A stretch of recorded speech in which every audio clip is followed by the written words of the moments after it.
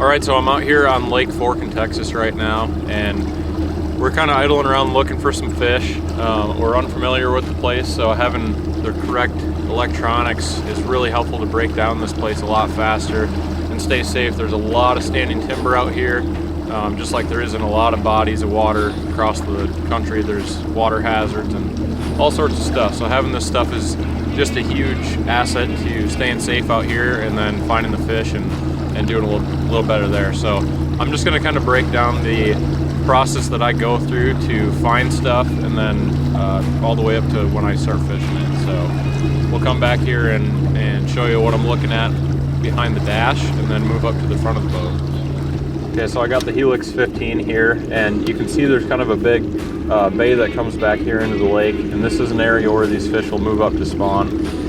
We're on the front end of the spawn right now. A lot of the fish are pre-spawn, so we're kind of starting at these points right here, and we're going to just kind of idle over the top of them and look and see what's around. There's a ton of timber, so we're kind of just looking for something that's a little bit different.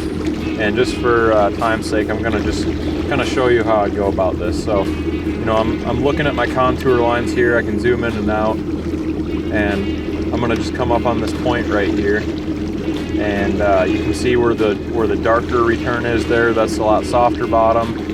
Where these humps are and harder bottom, it's going to get brighter. There's a nice hump right there. This is where that point is right here on the map. So what I'm going to do is I'm going to go down to my side imaging, which I have on a preset. I'm going to arrow over, and let's just drop a waypoint right here. That waypoint's created now. You can see I put one back there too. So just that nice little ledge right there on that point had a little bit of timber and stuff on it. That's a high percentage spot that I'm going to come back to and fish. So let's spin around here, go back up to the front, and I'll show you how I'm going to come back on that and fish it. Alright guys, so I got two Helix 10s up here on the front, and this allows me to look at my map here, and I can see where my waypoint is. And then I got Mega Live right up here on the top. So a lot of times what I like to do is actually just look at the map, get close to my waypoint, and then I can switch it over to 360 here, and it's going to show me the direction that my waypoint is. So now I can look at that 360, and I can look at my live sonar, and I can just kind of nose up to that, and you can see here where this ledge is. It's going uphill right there. Looks like maybe a fish swimming around up there in the water column.